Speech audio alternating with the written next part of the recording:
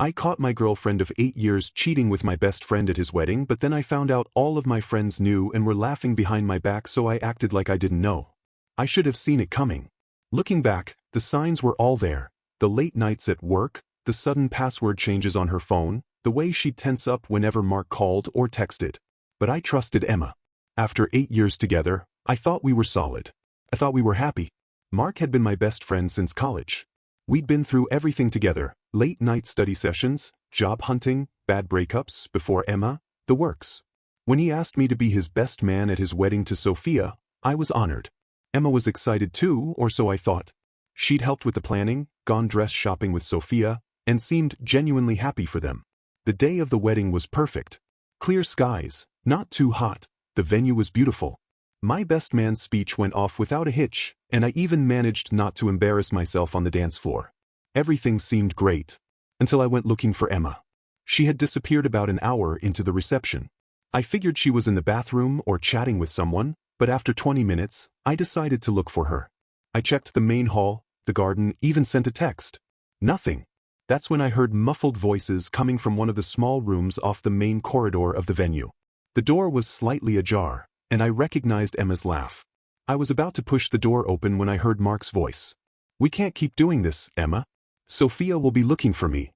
"Just 5 more minutes," Emma purred. "It's not like this is the first time you've disappeared during an event." My blood ran cold. I pushed the door open slightly, just enough to see them.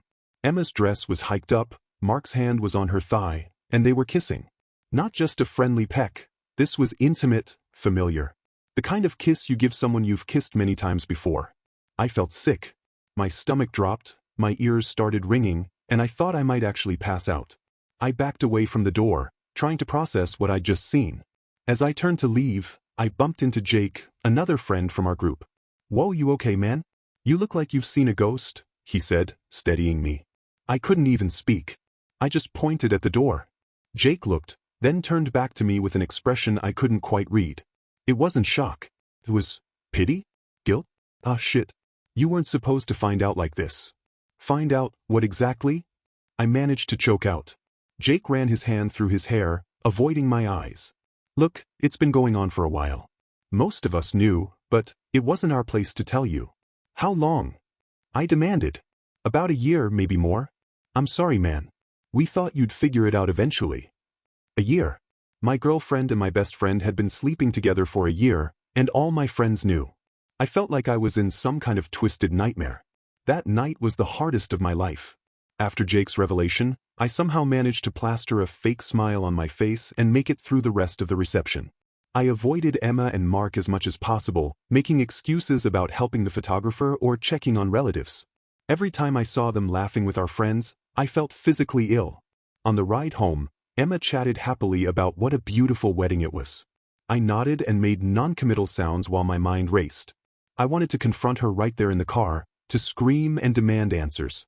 But something stopped me. Maybe it was shock, or maybe some deeper instinct for self-preservation. "Are you okay?" she asked eventually. "You've been quiet." "Just tired," I lied. "Big day." That night, as Emma slept peacefully beside me, I lay awake staring at the ceiling.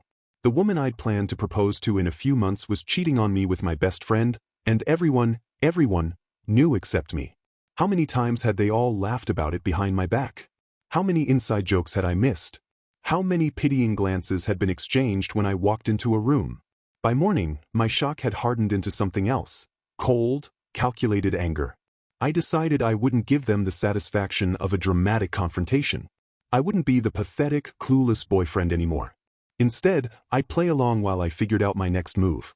Over the next 2 weeks, I became a detective in my own relationship. I installed a keylogger on our shared computer and discovered Emma's secret email account. I checked her phone while she showered and found thousands of messages between her and Mark going back 14 months. I even, accidentally, ran into some of our mutual friends and subtly probed to see who knew what. The evidence was overwhelming and sickening. Not only had Emma and Mark been sleeping together for over a year, but they'd been remarkably careless about it. They'd hooked up at parties while I was in another room. They'd made excuses to see each other when I was working late.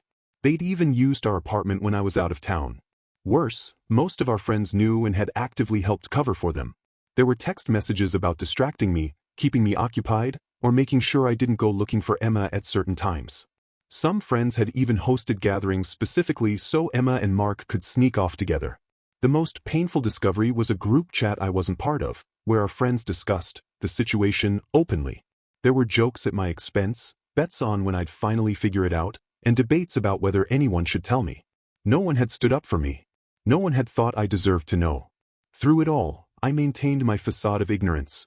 I kissed Emma goodbye in the mornings, made dinner with her in the evenings, and even attended a small get-together at Jake's house where Mark and Sophia were present. I laughed at their jokes, clinked glasses during toasts, and pretended I didn't notice the meaningful glances between Emma and Mark. Each night, I added to my evidence file and refined my plan. I wasn't just going to leave, I was going to make sure everyone involved faced consequences for what they'd done. I started moving money into a separate account, researched new apartments, and contacted a lawyer. I was methodical, patient, and utterly determined. What they didn't know was that Mark's wedding hadn't just been the day I discovered their betrayal. It was the day I stopped being a victim and started being the architect of their downfall. 3 weeks after the wedding, I was ready. I had secured a new apartment, moved most of my important possessions out while Emma was at work, and had all my evidence organized. I chose the night of our friend group's monthly dinner party at our apartment to execute my plan. Everyone was there: Mark and his new wife Sophia, Jake and his girlfriend, and 4 other couples from our circle. Emma had spent the day cooking and cleaning, excited to host. I played the part of the helpful boyfriend, setting the table and mixing drinks, all while knowing it would be the last time I'd ever see these people. Dinner was pleasant enough on the surface, though sitting across from Mark while he had his arm around Sophia made my skin crawl.